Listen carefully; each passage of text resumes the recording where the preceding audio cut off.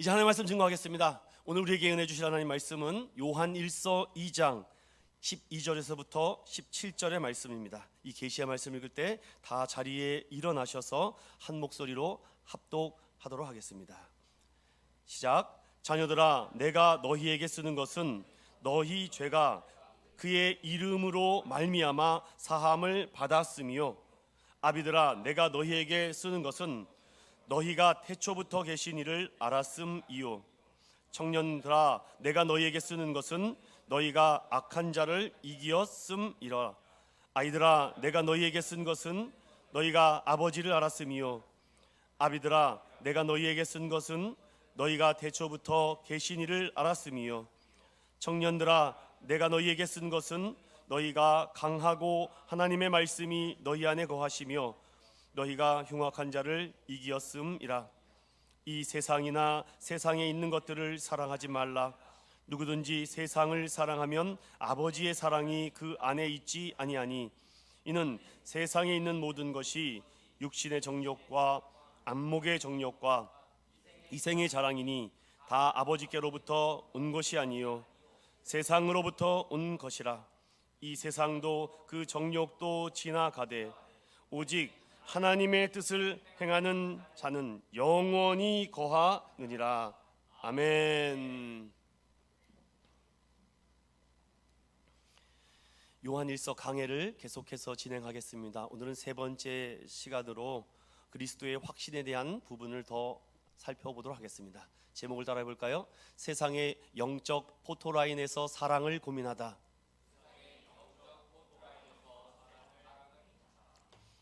눈을 한번 다 감아 보시겠습니까? 어떠세요? 깜깜해요? 앞이 보이지 않습니까? 눈을 뜨세요. 그게 여러분의 앞으로의 인생길이라면. 군대 선임이 이제 갓 들어온 후임에게 늘 하던 말이라고 합니다. 눈 감아봐. 네 앞길이 그래. 절망이 오죠. 이제 갓 제대받고 배치받은 후임병에게 소망과 희망을 주지는 못할 만정. 캄캄한 인생길이 내 앞길이라면 여러분은 어떻겠습니까? 한 줄기 누군가의 빛과 또 한 줄기 누군가의 말 한마디가 우리에게는 큰 위로와 힘이 됩니다. 혹시 포토라인이라고 들어보셨죠? 조사받기 위해서 피의자 아니면 피해자의 신분으로 포토라인에 종종 서게 되는 거물급 인사들과 정치인들을 가끔 보게 됩니다. 어떠한 이유로 그 포토라인에 서게 됐는지는 모르지만 그들마다 각자의 해명과 이유와 변명이 참 많습니다. 사회적 지위와 인기가 많을수록 주변 사람들의 지나친 관심이 많아 결국 그 인기에 대한 책임 때문에 또 포토라인에 서게 되는 연예인들도 있습니다. 최근에 한 사건이 대한민국을 들썩거리게 한 큰 이슈도 있었죠. 내가 왜 이 자리에 섰는지 모르겠다, 억울하다, 이 정도로 될 일이라고 생각하지 않았다, 이런 이야기를 듣게 됐을 때 만약에 저라면 어떻게 대답했을까? 잠언 30장 12절에는 이렇게 말합니다. 함께 읽어볼까요? 시작. 스스로 깨끗한 자로 여기면서도 자기의 더러운 것을 씻지 아니하는 무리가 있느니라. 분명 억울한 사람이 있을 것입니다. 때로는 너무나도 속상해서 내가 이 자리에 서지 않아야 될 자리에 섰다라고 생각도 하겠죠. 그런데 세상은 참 아리송하죠. 자기의 더러운 것을 씻지 않는 무리가 더 많다라고 합니다. 결국은 들키지 않았기 때문이죠. 성경은 우리에게 아무리 숨기려고 해도 숨길 수 없는 한 가지의 사실이 바로 우리 안에 있는 허물, 죄라고 말씀합니다.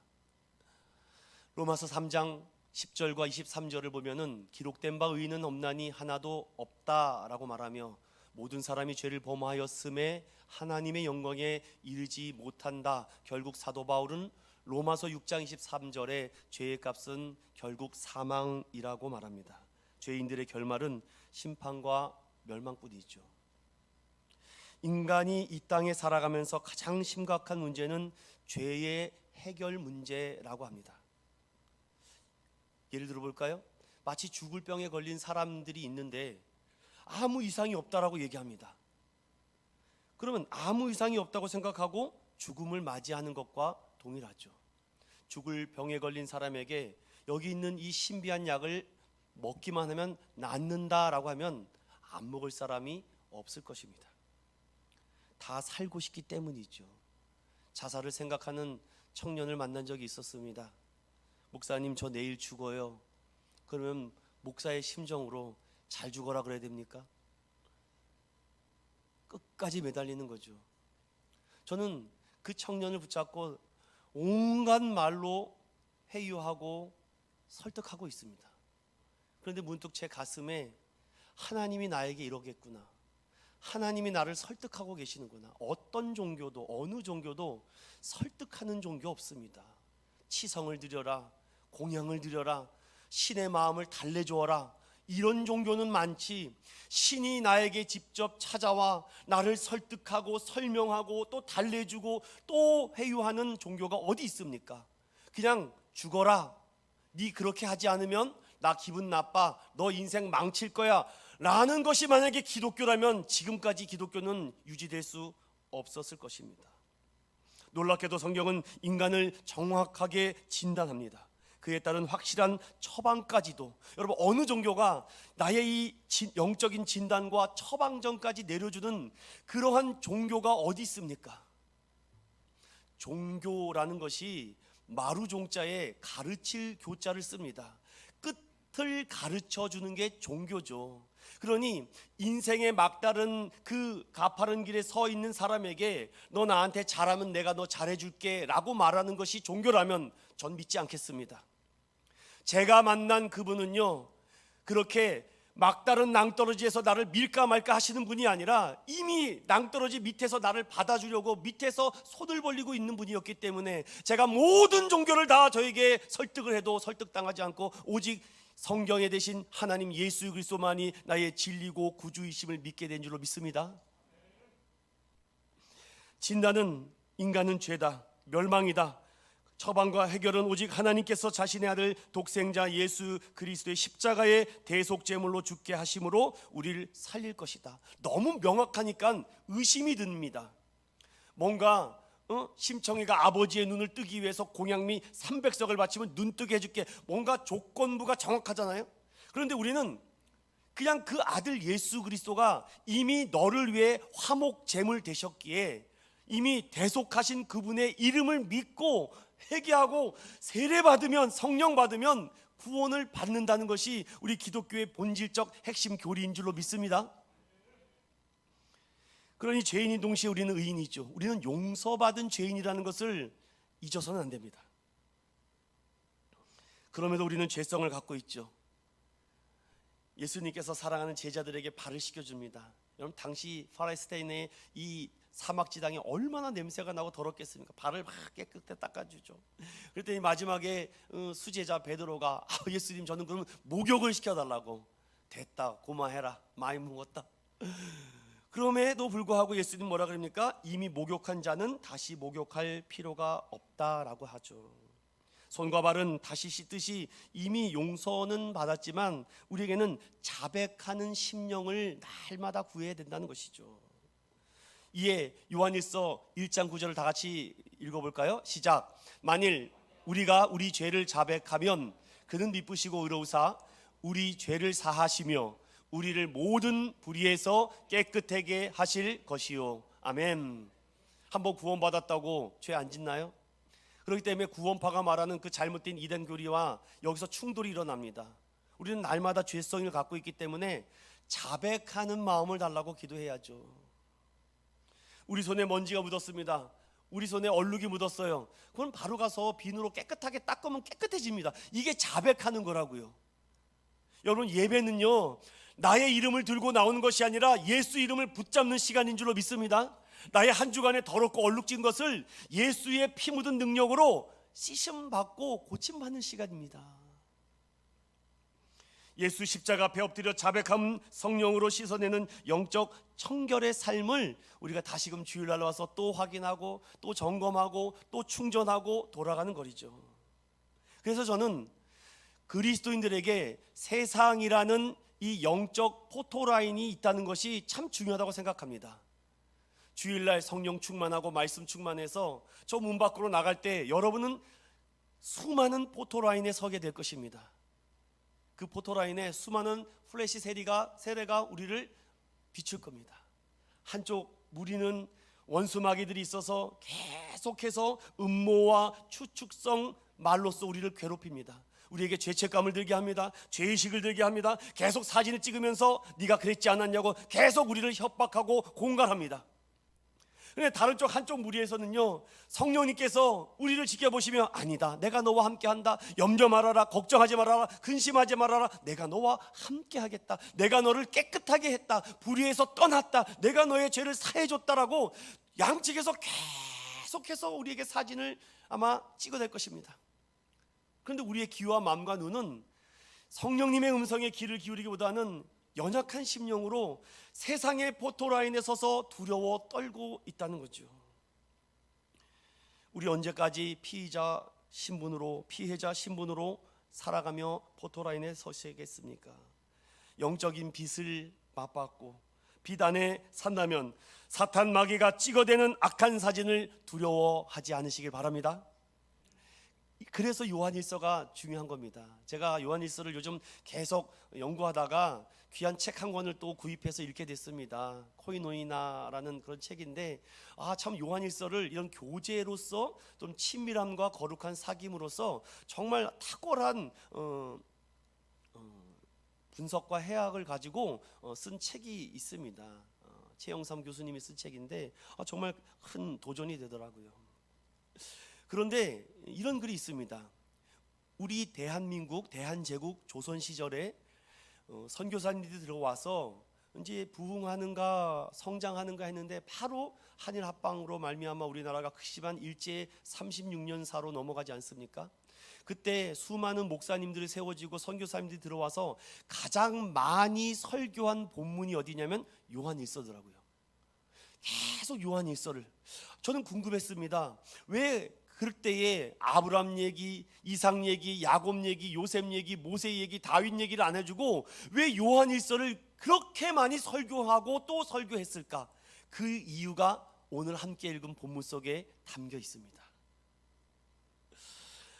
요한일서는요, 특별히 이분법적으로 아니면 이렇게 흑백의 논리로 너무나도 명확하게 얘기합니다. 우리가 지난 시간에 살펴봤죠?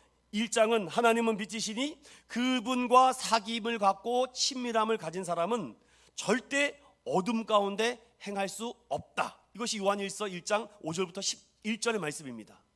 그리고 지난주에 하나님 안에 사는 사람은 그분의 말씀을 들었기에 사랑으로 순종하며 살아야 된다.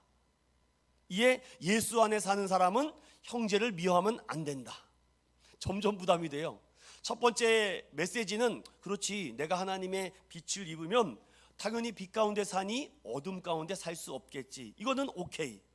그런데 말씀대로 순종하면서 말씀대로 사랑해야 된다. 그리고 형제 자매를 미워하면 안 된다라는 것은 굉장히 의심도 생기고 또한 무거운 책임감도 듭니다. 하나님께서 시퍼런 칼날을 들고서는 네가 나 사랑하나 안 하나, 형제를 사랑하나 안 하나, 미워하나 안 하나 지켜본다고 하니 얼마나 힘들겠습니까? 여러분, 만약에 제가 계속해서 그런 설교를 여러분에게 강조하고 압박적으로 한다면, 야, 나는 예수 못 믿을 팔자인가 보다, 나는 교회 다닐 팔자가 아닌가 봐, 그냥 나는 종교를 바꿔야 될까? 계속해서 무거운 압박감과 책임감 때문에 그렇죠. 그래서 오늘 요한 1서 함께 읽은 본문은요, 예수 안에 살면서 세상을 사랑하면 안 됩니다 라고 먼저 얘기하기 전에, 이 가르침을 주기 전에 성도에게 분명한 확신과 격려를 해주기를 위해서 너희는 이미 예수 안에 살고 있기 때문에 앞으로는 확인하며 살지 말고 확증으로 살라. 우리 따라 봅시다. 확인하며 살지 말고 확증으로 살라. 자, 기억하십시오. 오늘 제가 본문 들어가는데 예수 안에 살면 하나님의 빛을 받아서 어둠으로 살아가지 않는다. 그러려고 하죠. 그런데 말씀대로 순종하며 살려니까 손해보는 게 너무 많습니다. 주일날 장사하고 일하면 더 돈 많이 버는데 이걸 다 빼고 예배 드리라고요? 또 미워 죽겠는 형제 자매를 사랑하라고? 이거는 좀 힘듭니다. 하나님, 이건 좀 봐주세요. 그런데 오늘 이 요한 사도는 성도들에게 분명한 확신과 격려를 주기 위해서 12절부터 14절까지 다음과 같은 말씀을 합니다.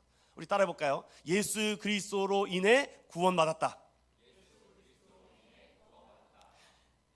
퀴즈입니다. 진짜와 가짜가 있는데요, 진짜를 찾아보세요. 좀 여러분이 계신 곳이 오른쪽이 이건가요? 맞나요? 자, 좀 환하게 보이는 게 진짜 같아요? 어두컴컴한 게 진짜 같습니까? 정확하게 얘기해 주세요. 어떤 게 진짜 같아요? 자, 이쪽 좀 어두칙칙한 것이 진짜다. 이쪽은 하나도 안 되네요. 아주 믿음이 대단히 충만하십니다. 자, 아니다. 요 하얀 색깔, 요 밝은 색깔이 진짜다.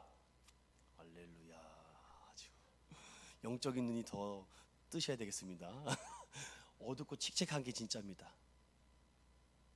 진짜와 가짜가 정말 모르겠는데 진짜는 진짜 같지 않고 가짜가 진짜 같아요. 신기하죠? 아니요, 우리의 눈으로 볼 수 있는 한계가 있다는 겁니다. 우리는 뭔가 밝고 환하고 뭔가 눈에 확 선명하고 그러면 그게 진짜인 것 같은데, 여러분 지금 과일이 나무에 달려 있어요? 나무에서 떨어졌습니까? 그럼 떨어지면 과일이 어떻게 되겠어요? 썩어요. 그럼 그 추론만 가지고도 무엇이 진짜인지 가짜인지 바로 알 수 있지 않을까요? 아무튼 떨어지면 썩어요. 떨어지면 죽습니다. 나무에 붙어 있으면 파릇파릇하겠죠. 동일합니다. 여러분은 예수 안에 붙어 있을 때 어떻게 돼요? 파릇파릇 빛난다고요. 떨어지니까 자꾸 썩는 겁니다, 여러분들. 근데 진짜는 그래요. 가짜는요, 붙여놔도 똑같고 떨어놔도 똑같습니다. 사랑하는 믿음의 성도 여러분, 여러분의 믿음과 여러분의 믿음의 성장과 성숙이 교회 안에 있거나 교회 밖에 있을 때도 똑같으시기를 축원드립니다. 자, 그렇다면 오늘 12절 보세요. 12절 다 같이 읽어봅니다. 시작. 자녀들아, 내가 너희에게 쓰는 것은 너희 죄가 그의 이름으로 말미암아 사함을 받았대. 여기 그의 이름에다가 네모칸을 딱 치셔야 돼요. 자, 그의 이름이 누군가? 그의 이름은 바로 예수 그리스도이심을 믿는 우리 믿음의 성도들 되시기 바랍니다. 너희 죄가 그의 이름으로 이미 사함과 용서를 받았다는 것이죠. 사도행전 4장 12절에 다른 이로서는 구원을 받을 수 없나니 천하 사람 중에 구원을 받을 만한 다른 이름을 우리에게 주신 일이 없다라고 말씀합니다. 우리의 유일한 길, 유일한 이름은 예수 그리스도인 줄로 믿습니다. 제가 오늘 청소년부 설교를 하는데 크게 외치자고 Jesus Christ. 그러니까 이 청소년들은 또 이렇게 영어하면 또 이렇게 흥분을 해요. 그래서 제가 Jesus Christ 슈퍼스타 한번 해보겠습니다. 시작. 좋습니다, 여러분. 예수만이 우리의 슈퍼스타인 줄로 믿습니다. 그런데 여기서 우리가 몇 가지를 조금 확인해 보겠습니다. 예수 그리스도로 인해 구원을 받는다? 이게 무슨 말일까? 제가 좀 정리를 해봤습니다. 첫 번째 따라 볼까요? 예수로만 구원받는다.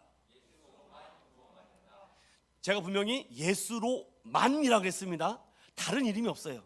예수로만. 그래서 우리는 예수로만 구원받기 때문에 은혜와 소망을 갖죠. 자, 두 번째 따라 봅시다. 예수 그리스도로 막혔던 하나님의 거룩한 길을 열어주셨다. 하나님의 진노를요, 죄성을 갖고 있는 인간은 감당할 수 없습니다. 그래서 오직 죄 없으신 성육신 하신 예수 그리스도만이 하나님의 진노의 잔을 마실 수 있고 감당할 수 있다는 거죠. 그리고 우리는 얼마나 행복합니까? 그러니까 사랑과 긍휼과 감사가 일어나죠. 그리고 마지막 따라합시다. 예수 십자가의 보혈의 능력으로 믿고 죄를 회개하고 구세주로 고백한다. 이런 분들이 예배하고 경배하고 찬양하는 줄로 믿습니다.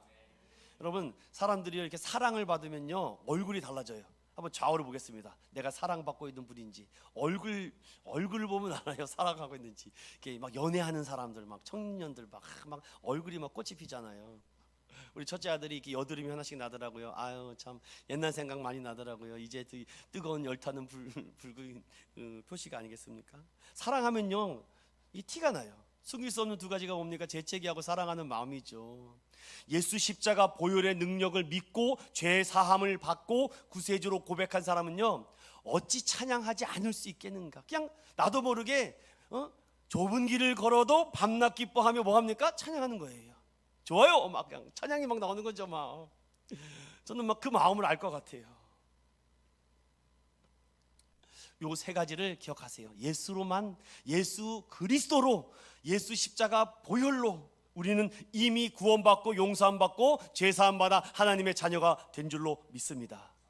그럼 여러분 진짜이십니까? 가짜이십니까?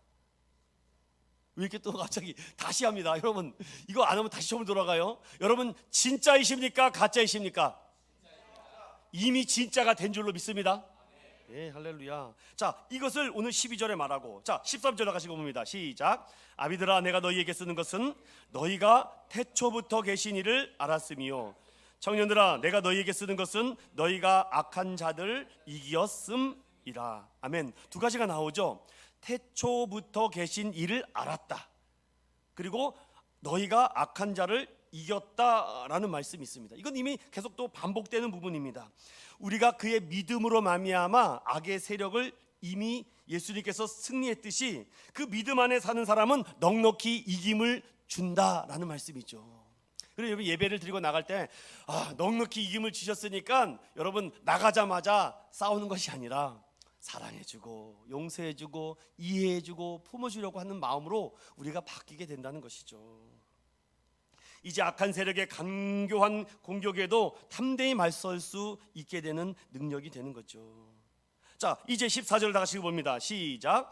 아이들아, 내가 너희에게 쓴 것은 너희가 아버지를 알았으며, 아비들아, 내가 너희에게 쓴 것은 너희가 태초부터 계신 이를 알았으며, 청년들아, 내가 너희에게 쓴 것은 너희가 강하고 하나님의 말씀이 너희 안에 거하시며 너희가 흉악한 자를 이기었음이라. 아멘. 뭔가 랩하는 것 같지 않습니까, 여러분? 뭔가 이렇게 반복적으로 내가 너희에게 쓰는 것은, 내가 너희에게 쓰는 것은, 내가 너희에게 쓰는 것은 무려 6번이나 반복되고 있습니다. 말씀 속 요한이 부르는 대상은요, 모든 예수 안에 있는 사람들을 말하는 것이죠. 특별히 여기 처음에는요 12절에 자녀들이라고 부릅니다. 13절에는 아비들아, 청년들아, 14절에 아이들아, 아비들아, 청년들아, 이렇게 여러 기준을 가지고 호칭을 부르는 것 같습니다. 그런데 여기서 세 가지의 해석이 있습니다. 육신적인 나이를 말하는 것인가 라는 해석과 다른 영적인 부분과 다른 추론을 더하는 것이 있는데, 저는 여기에다가 사도 요한이 지금까지 요한복음과 요한계시록과 요한 1, 2, 3서와 요한의 성격을 봤을 때, 요한의 영적 성품과 이 문예적 해석을 봤을 때, 이것은 어떠한 신앙의 육신의 나이가 아니라 신앙의 오래된 성숙도에 따른 구분이구나 라는 것으로 해석하겠습니다. 참고로 여러분들 히브리서 5장 12절부터 14절을 참조해 보시면은 우리가 이런 믿음도 성숙도 단계가 있는데, 오늘 그 부분을 잠깐 짚고 넘어가겠습니다. 자, 우리 영적 성숙의 초보 단계가 자녀들이라고 하는데, 요한복음 1장 12절에는 영접하는 자 곧 그 이름을 믿는 자들은 하나님의 자녀가 됐다. 이제 하나님의 사람으로서 성숙되어 가는 초보 단계는 이제 영접하는 것이구나. 즉 무슨 말입니까? 주님이 나를 받아주셨다라는 믿음의 고백을 하는 것을 자녀들 그 단계로 우리가 생각해 볼 수 있고, 두 번째 아이들의 단계가 있습니다. 여러분 아이들은요 경험이 많지 않아요. 그러니 마음대로 합니다. 분명히 아이들에게는 여기 정수기에는 이 온수 버튼을 누르지 못하도록 차단을 하고 막아놓죠. 그런데도 굳이 그걸 막 누르죠. 예전에 제가 어렸을 때 제일 신기했던 것이 뭔지 아십니까? 콘센트였습니다. 콘센트가 없네. 콘센트가 안 보이나요? 이게 두 개의 콧구멍이 이렇게 딱 있으니까 너무 신기한 겁니다. 그래서 어린 마음에 부엌에 가서 젓가락을 딱 들고 젓가락을 딱 들고 그걸 찔러보고 싶은 믿음의 역사가 있습니다. 여러분들, 우리 남자들은 그런 게 있어요. 그래서 그거를 딱 찌르는데 쏙 들어가니 기분이 막 찢어지죠. 막 이게 쏙 들어가는구나. 반대쪽 구멍도 한번 들어갈까? 들어가네? 그러면 두 개의 젓가락을 동시에 찔렀을 때는 어떤 기분일까? 찔러본 분만 알 것입니다. 그래도 주님이 불쌍히 여기사 저를 살려주시사 오늘 여기 이 자리에 있다는 것이 기쁩니다. 자녀들은요, 뭘 말해도 자기 멋대로 합니다. 그래서 누가 필요해요? 어른이 필요해요. 교회 안에서도요, 이런 자녀들이 많습니다. 천방지축이죠. 그래서 안 돼, 조심해. 영적인 어른들이 그들을 잘 막아주는 거죠. 이것은요, 이제 성령님께서 내 마음에 오셔서 예수님이 그리스도다, 주다라는 고백이 막 입에서 터져 나올 때 더 확신을 주기 위해서는요, 기도 응답을 받아야 돼요. 성령 체험을 받으면요, 이 아이들이요 갑자기 큽니다. 그래서 그런 응답을 받아야죠. 또 하나, 청년들은 어떨까요? 여러분, 청년들은요 어떤 특징이 있냐면 왜 이렇게 힘이 센지. 저는요 요즘 이렇게, 예전에는요 제가 이게 되게 유연해가지고는 이 등어리가 가렵잖아요. 그러면 저는요, 어르신들은 건 참 쪽팔리게 그 등 효자선 이거 그냥 좀. 근데 요즘 제가 그러고 있어요. 효자선. 또 집사람한테 또 긁으면 맨날 등만 긁냐고. 효자선. 야, 이거 큰일 났다. 청년 때는 힘이 넘치기 때문에 무서울 게 없습니다. 그런데 무서울 게 없다 보니까 막 겁이 없죠. 청년의 단계는요, 그래서 말씀의 깊이를 품게 되는 묵상이 필요해요. 어디서 기도 응답 받다, 기도원에 가서 무슨 안수 받았다, 충만 받았다, 막 뜨겁습니다. 막 당장 막 악플 갈 것 같아요. 막 그런 마음으로 가면 안 됩니다. 여러분, 저한테 와서 선교를 한다 그러면 저는, 그래 네 어디로 선교 가려고 하니? 저는 뭐 어디로 가다가 한다 그럴까요? 뭐 중국으로 간다 그럴까요? 그러면 중국 가려면 중국말 좀 해봐. 못하면 다시 1년 동안 공부하고 와서 가. 저는 이럴 겁니다. 말씀 암송과 묵상이 중요하죠. 묵상을 위해서는요 많은 시간이 필요합니다. 우리 인천교회는 그래서 이제 제가 말씀드린 부분도 있죠. 5월 첫째 주죠. 5월 첫째 주에 말씀 암송대회가 있습니다. 요한 1서 4장입니다. 작년에는 로마서 8장을 했는데 쟁장한 분 아주 5분이 나타나서, 야, 이거 뭐 올해도 기대가 됩니다. 그리고 7월 달이 되면은 또 성경 골든벨을 또 할 겁니다. 창세기하고 에스더입니다. 부지런히 지금부터 읽어두십시오. 그리고 하반기에는 통독과 필사를 하면서 성경 묵상과 말씀은 오랜 시간을 두고 하는 것이지 갑자기 뭐 읽었다고 해서 능력이 나타나는 것은 아닐 것입니다. 또 여기 보면 아비들이 있어요. 아비들은 뭐냐면요, 말씀과 성령에 대한 충만함, 즉 저는 이것을 영적 경험의 축적입니다. 그래서 아이들을 만나도 그렇구나, 그랬었구나. 청소년을 만나도 그때는 그랬지만, 이렇게 또 청년들을 만나도 이런 영적인 노하우와 은혜 받은 것이 많아야지 누구를 만나도 이렇게 영적으로 상담도 해줄 수 있고 또한 품어줄 수 있는데, 뭔 영적인 경험과 체험과 하나님과의 스토리가 없다 보니까 누가 나한테 말 걸까 봐 무섭죠. 그런데 여러분, 더 중요한 거는 뭔지 아십니까? 영적 아비들이 되어야 된다는 거죠. 영적 아비들이 됐다는 것은요, 자녀가 있다는 것입니다. 여러분들, 누가 가장 신앙생활 잘하는지 아세요? 전도 당한 사람일까요? 전도하는 사람일까요? 전도를 하는 사람이요, 믿음이 얼마나 좋은지 몰라요. 내가 내 아들이다, 내 딸이라고 부를 수 있는 자녀가 있다는 거. 내가 한 생명을 전도한 사람은요, 오늘 교회 왔나? 안 오면 어떡하지? 계속 신경이 쓰입니다. 그럴 수밖에 없어요. 사랑 믿음의 성도 여러분, 항상 말씀을 붙들고 성령의 인도하심으로 말미암아 성령의 역사를 깨달아 우리가 점점 영적인 성숙의 단계를 거쳐갈 때 원수 마귀가 우리를 흔들지 못할 줄로 믿습니다. 그렇다면요, 요한은 이렇게 말을 해요. 현재 내가 어떤 단계가 있든지, 목사님 저는 아직 자녀인 것 같아요. 나는 아직 청년인 것 같아요. 요한은 그렇게 말을 하는 것은 조금 기준을 세우려고 한 것이지, 너희들이 믿음이 없다, 너희들이 죄사함 받지 못했다, 구원받지 못했다라는 것을 말하는 것이 아닙니다. 내가 너희를 격려하고 확신하게 쓰는 것은요, 따라해봅시다. 첫 번째, 죄사함을 받는 너희는 예수 안에 산다. 이거는 1단계든 6단계든 10단계든 그런 것을 말하는 것이 아니라 누구든지 예수의 이름을 믿는 자는 죄사함과 용서를 받는 줄로 믿습니다. 그리고 두 번째, 아버지 하나님과 그의 아들 예수님을 알고 너희는 예수 안에 산다.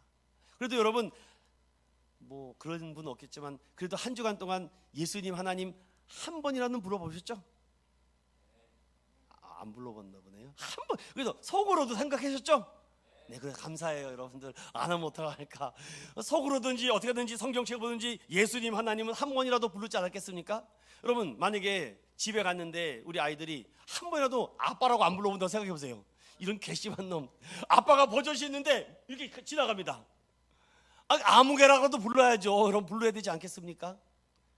여러분 이런 어린 아기들요 희한하게 엄마 아빠를 이렇게 말하는 거 보면 너무 신기하더라고요. 보니까 동일합니다. 여러분 하나님도요 자꾸 불러주기를 원하세요. 속으로 부르든 보면 읽으면서 부르든 자꾸만 불러주십시오. 예수의 이름을 부르는 자가 구원을 받는 줄로 믿습니다.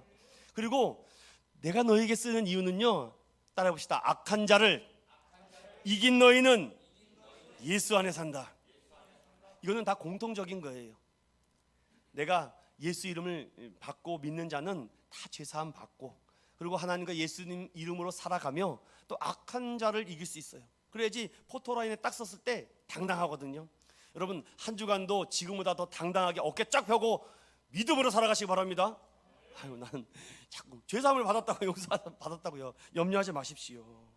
정리하면요, 아버지를 알고 예수 그리스도를 알고 그 믿음으로 승리하는 자는 어떠한 단계에 있든지 간에 예수 안에 산다는 것이죠. 자, 그럼 정리를 한번 해볼까요? 오늘 이 성경의 12절부터 14절까지 보니까 이거는 영적인 사귐, 즉 예수님과의 사귐은 상호관계가 있구나. 이 상호관계는 친밀하고 거룩함으로 만나야 되는데, 그렇다면 죄를 멀리하고 그분의 말씀에 순종하며 형제를 사랑하는 것은 우리 쪽에서 예수님께 가까이 나아가는 수단입니다. 자, 그러니까 우리가 해야 될 일은 죄를 멀리하고 말씀에 순종하며 형제를 사랑하는 자들이 예수님께 가까이 다가가는 것이고, 반대로 예수님은 우리 죄를 사하시고 우리 안에 말씀을 두셔서 승리하고 악한 자를, 악한 말들을 이기게 능력 주시는 거죠. 이게 상호관계예요. 그래서 오늘 사도 요한은 내가 세상을 사랑하지 말라라고 얘기하기 전에 염려 말라, 이미 세상을 이겼다. 예수님께서 십자가의 능력으로 그 모든 악함과 세상을 이겼다라고 선포하고 들어간 겁니다. 목사님, 저 또 못 이겼어요. 괜찮아요 여러분들, 우리 못 이긴다니까요. 하지만 그럴 때마다 오늘 이 요한일서 말씀을 기억하십시오. 나는 죄사함을 받았다. 하나님과 그의 아들 예수 이름으로 오늘 죄를 멀리할 수 있다. 악한 자를 이길 수 있다. 이미 여러분들에게 이런 무기를 주었음에도 불구하고 그 무기를 사용하지 못하니까 여러분들이 또 오늘 이 자리에 온 것 아니겠습니까? 사랑하는 여러분, 오늘 예배를 드리고 말씀을 듣는 가운데 여러분의 피가 다시 끓어오르기를 간절히 소망합니다. 저는 20대 때요, 하나님 좀 이 청춘에 이 피가 좀 끓는 삶을 살게 해달라고. 그런데 그 뜨거운 피를요 연애하는 데 쏟더라고요. 나 참 연애하는데. 그러다 보니까 내가 사랑하는 사람에게는요 무엇을 씁니까? 시간과 돈을 씁니다. 그걸 모으면 집을 샀을 텐데 다 내가 사랑하는 사람에게 시간과 돈과 마음을 쏟죠. 여러분의 지금까지의 시간과 돈과 마음을 어디에 쏟으셨습니까? 그럼 그것을 지금 사랑하고 있는 겁니다. 그런데 그 사랑의 마음을 주께로만 돌리면요, 아무튼 좋아요. 아무튼 돌려보세요. 그 설명을 다 못하겠네 제가 진짜. 자, 이렇게 설명한 다음에 또 뭐라고 말씀합니까? 이제 그래서 세상을 사랑하지 말아야 된다라고 합니다. 자, 여기서 세상을 사랑하지 말아야 된다라고 말하니까 예수님 안에 살면서 사랑하지 말아야 될 것이 너무 많습니다. 사랑할 것은 예수님과 말씀을 사랑하고, 사랑하지 말 것은 죄라고 얘기하는데 또 사랑하지 말 것을 세상이라고 말해요. 그러니까 여기서 세상이라고 말하니까 막 이게 헷갈리는 거죠. 그럼 하나님이 만들어 오신 모든 이 세상을 사랑하지 말아요. 난 산에도 안 가, 난 바다에도 안 가, 나는 강에도 안 가, 나는 뭐도 있어요. 또 뭐가 있어요? 아무것도 안 가. 나는 오직 교회만 있을 거야. 여러분들은 신학교를 가세요. 여러분들 그런 하나님 만드신 피조 세계를 말하는 게 아닙니다. 자, 반대로 요한복음 3장 16절에 하나님이 세상을 이처럼 사랑하사 독생자를 주셨으니 그의 이름을 믿는 자는 구원을 받는다는 그 말씀에 세상에 사는 사람을 말하는 게 아닙니다.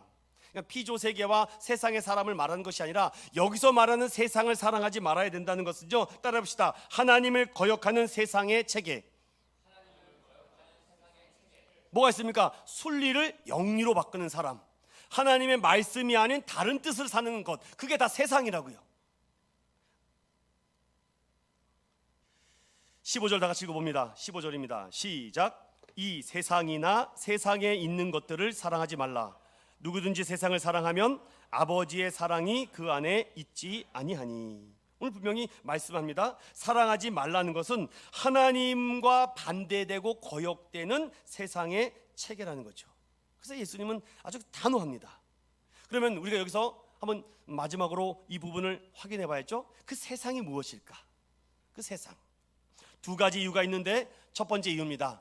하나님을 사랑할 것인가, 세상을 사랑할 것인가. 그런데 하나님을 사랑한다고 하면서 세상을 사랑하는 것은, 따라합시다, 아버지를 미워하는 것이다.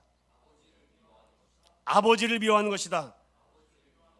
여기 15절 후반절에 누구든지 세상을 사랑하면 아버지의 사랑이 그 안에 있지 않다. 아버지를 미워하는 거죠. 이에 요한은 그 아버지를 미워하는 특장점으로 세 가지를 지금 말씀하고 있는데, 그것이 바로 육신의 정욕과 안목의 정욕과 이생의 자랑은 아버지께로 온 것이 아니다. 이것이 하나님을 거역하는 세상이라고요.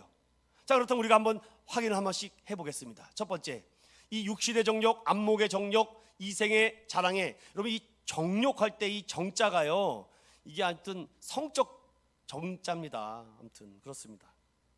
먼저 육신의 정욕. 육신의 정욕은 갈라디아서 5장에 말한 것처럼 육체의 욕심, 성령을 거스리는 육체의 소욕이라고 말합니다. 육신의 정욕은 결국 죄를 낳는다는 거죠. 성과 섹스와 노예와 음란이 넘쳐나고 있는 세상에 내가 하고 싶은 대로 사는 이 본능적으로 하는 것이 바로 육신의 정욕이죠. 여러분, 육신의 정욕대로 살면요, 본능대로 사는데, 본능에는요 두 가지의 기능이 있습니다. 본능대로 살려면요 두려움과 불편함이 있습니다. 두려움에 회피할 것인가, 불편함에 회피할 것인가. 결국은 그것을 욕심으로 채웁니다. 내가 좋아하는 것으로 채워야죠. 여성들은 명품백을 좋아하니까 하나만 사도 만족해야 되는데 2개 사고 3개 사고 10개 사죠. 가방도 사는 사람이 살죠. 저는 너무 감사합니다. 우리 아내는 지금까지 가방을 사달라 그러지 않아요. 그래서 항상 영적인 가방이 될 수 있도록 제가 노력하고 가방 모찌가 되어드리고 있어요. 제가 무슨 말인지 이해를 잘 하시기 바랍니다. 여러분, 욕심대로 살지 않는다는 것이죠. 내 욕구대로 살지 않는 것이 육신의 정욕입니다. 또 하나, 안목의 정욕이죠. 육신의 정욕을 불러일으키는 촉매제 역할을 하는 것이 안목이에요. 눈, 안자, 눈으로. 여러분, 대표적인 인물이 삼손이지 않겠습니까? 보지 말라고 이렇게 해서 나시린으로 하나님께서 세워줌에도 불구하고 포도주와 독주를 먹게 됩니다. 부정한 것을 만지게 됩니다. 결국 하나님의 언약을 깨게 돼서 결국은 그가 소알 땅에 가서, 소라 땅에 가서 음욕을 품은 여인을 만나 결국은 두 눈이 뽑히고 연자맷돌을 돌게 되어 결국은 하나님께서 마지막 기회를 주어서 자기가 살았을 때보다 더 많은 블레셋 사람들을 죽였다라는 것이 사사기 13장부터 16장의 삼손 스토리 아니겠습니까? 안목의 정욕은 바로 견물생심입니다. 삼손은 보이는 것에 무너졌죠. 저도 자꾸 무너지는 것 중에 하나가 있습니다. 바로 홈쇼핑입니다. 이놈의 홈쇼핑 누가 만들었는지, 인터넷 쇼핑, 홈쇼핑, 아무튼 이런 쇼핑자 들어가는 거 다 조심하셔야 됩니다. 분명히 나는 필요하지 않거든요. 그런데 자꾸 그분께서 필요하다라고 그래요. 나는 필요하지 않는데 이거 1분 남았다고 자꾸 그래요. 나는 필요하지 않다고요. 그런데 어느 순간 휴대폰을 들고 결제 버튼을 누르고 있는 나의 모습을 보며 이게 안목의 정욕이라고요. 사는 사람이 또 사요. 마케팅 원리가 무엇입니까? 광고 원리가 지금 당장 필요하지 않는데 보고 또 보고, 보고 또 보고, 자꾸 보게 합니다. 결국은 나도 저거 샀다, 이 만족 누리게 하려고 그러죠. 사람은요 참 이렇게 쾌락과 더 즐기자 놀자 하는 이런 안목의 정력이 더 강합니다. 또 마지막으로 이생의 자랑. 너무 잘 알죠. 선물을 주신 분을 기억해야 되는데 선물을 받은 자만 기억한다면 우리는 안 될 것입니다. 하나님은 온 피조 세계를 우리에게 선물로 주셨는데 어떻게 주님을 빼고 자랑합니까? 사랑 믿음의 성도 여러분, 여러분이 자랑할 때마다 오직 주님을 자랑하는 성숙한 믿음의 성도들 되시길 소망합니다.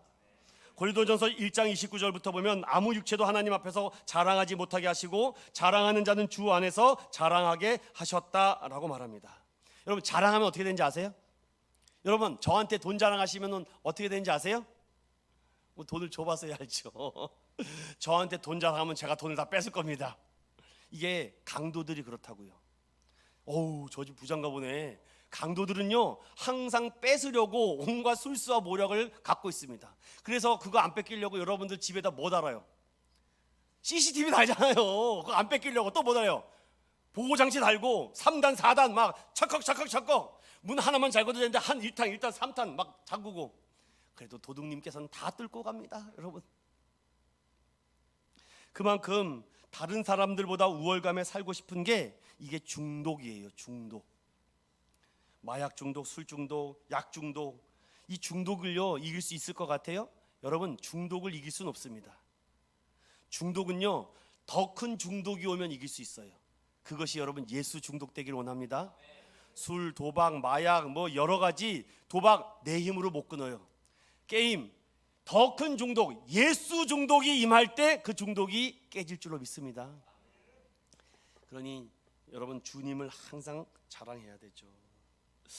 죄성이 그만큼 강하다는 거 우리가 세 가지를 간략하게 살펴봤습니다. 육신과 안목과 이생은 하나님을 거역하는 체계라는 것을 기억하시고 혹시 내 안에 육신과 안목과 이생의 이런 연약함이 있다면 오늘 붙들고 십자가에 묻고 오늘도 기쁜 마음으로 돌아가는 저와 여러분 되시길 소망드립니다. 자 이제 이렇게 말을 하고 나서 뭐라고 얘기합니까? 이제 너희가 하나님을 사랑하고 세상을 사랑하지 말아라. 왜냐? 거기에는 영원한 가치가 없기 때문이다 라고 17절 다 같이 읽어봅니다. 시작. 이 세상도 그 정욕도 지나가되 오직 하나님의 뜻을 행하는 자는 영원히 거하느니라. 아멘. 여러분 집에 이런 거 하나씩 다 있잖아요. 네? 여러분 집에 이런 거 하나씩 다 있죠. 다이아몬드 10캐럿짜리입니다. 네. 여러분 저랑 만약에 누가 와서 바꾼다면 여러분 어떻게 하실 겁니까? 네? 여러분 어떻게 할 거예요? 여러분 빨리 다이아몬드를 받으시기 바랍니다. 저는 갔다가 얼른 도망쳐서 올 테니까 일단 받아두세요. 여러분들 여러분 다이아몬드가 왜 그렇게 높게 사람들이 치부합니까? 가치가 있다는 거예요. 가치가 있다는 겁니다. 여러분들은 다이아몬드가 더 귀한 가치가 있는 줄로 믿습니다. 하나님은요 다이아몬드 100개 1000개 갖다 줘도 여러분과 안 바꿔요. 이 세상도 그 정욕도 지나가되 하나님의 뜻대로 행하는 자는요 주님께서 가장 소중하다, 가장 귀하다, 가장 보배롭다, 내가 이 세상의 어떠한 것과 너와 바꿀 수 없다라고 말합니다. 저도요 저기 앞에 있는 큰 교회에 있는 성도 100명 갖다 줘도 우리 혁태시삼이랑 안 바꿉니다.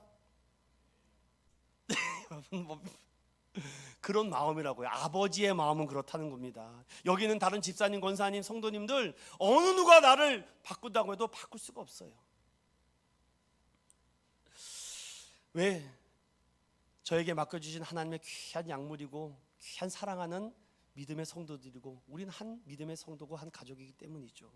그리고 제가 책임져야 될 것은 무엇입니까? 하나님 이 성도가 정말 하나님의 말씀과 죄사함과 아버지의 이름과 악한 자를 이김으로 말미암아 예수 안에 살 때 그의 이름이 따라해봅시다. 생명책에 기록되게 하는 게 저와 여러분의 역할이에요.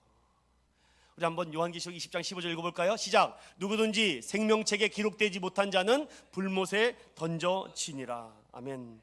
하나님의 뜻을 행하는 자는요 내 이름이 이미 생명책 이름 맨 상단 위에 아주 굵은 글씨체로 적혀 있는 줄로 믿습니다. 염려하지 마세요. 두려워하지 마세요. 여러분의 이름이 절대로 지워지지 않습니다. 요한계시록 21장 8절에는 그런데 이런 말씀이 있습니다. 시작. 그러나 두려워하는 자들과 믿지 아니하는 자들과 흉악한 자들과 살인자들과 음행하는 자들과 점술가들과 우상숭배자들과 거짓말하는 모든 자들은 불과 유황으로 타는 못에 던져지리니 이것이 둘째 사망이라. 아멘. 온전한 생명과도 같은 이 귀한 가치를 얻은 사람은요, 이 사망의 해를 받지 않지만 정말 귀한 생명과 구원의 가치와 감격을 경험한 사람들은요, 오늘 이렇게 약속합니다. 요한계시록 21장 4절과 7절 계속해서 읽어봅니다. 시작. 모든 눈물을 그 눈에서 닦아주시니 다시는 사망이 없고 애통하는 것이나 곡하는 것이나 아픈 것이 다시 있지 아니하리니 처음 것들이 다 지나갔음이로라. 이기는 자는 이것들을 상속으로 받으리라. 나는 그의 하나님이 되고 그는 내 아들이 되리라. 아멘. 저는요, 이 7절이 너무 좋아요. 이기는 자는 상속 주고 또 나의 하나님이 되는구나, 나를 아들 삼아주는구나. 그러니 어떻게 여러분 예배를 대충 들을 수 있습니까? 여러분 어떻게 주일을 거룩하게 지키지 않을 수가 있겠습니까? 여러분 기도할 때 어떻게 뜨겁게 기도가 안 나오고, 찬양할 때 어떻게 몸이 터져라 외치지 않고 손을 들고 마음을 띄면 어떻게 찬양하지 않을 수가 있겠습니까? 어떻게 이 하나님이 나를 거룩하게 지키지 않을 수 있겠습니까? 하나님의 것을 어떻게 우리가 마음대로 하겠습니까? 이기는 자는 하나님의 자녀가 되고 하나님의 이름을 부를 수 있는 능력을 주신다는데요. 사랑하는 믿음의 성도 여러분, 나는 알파의 오메가의 처음과 마지막 되신 생명주 되신 예수 그리스도께서 여러분을 찾고 부르짖고 오늘도 설득하시는 줄로 믿습니다. 여러분 계속해서 싸워요.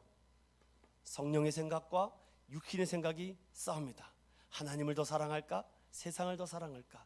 이 두 가지가 팽팽하게 땡기고 있는데 결국요, 줄다리기 하면요, 누구만 힘듭니까? 당기는 사람만 힘듭니다. 하나님이 한번 이렇게 당겨주면 편하거든요.